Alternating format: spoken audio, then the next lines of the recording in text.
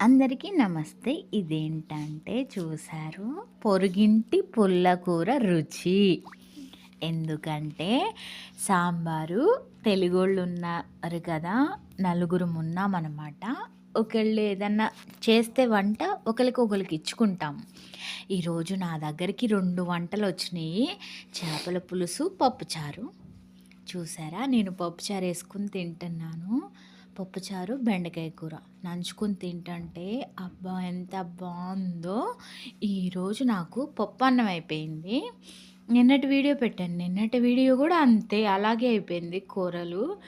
ఈరోజైతే ఎన్నున్నాయి చూడండి: సాంబారు, చేపల పులుసు, బెండకాయ కూర, కోడిగుడ్ల కారం, ఇంకా చింతపండు పచ్చడి, పెరుగు చారు, పెరుగు, అన్నం.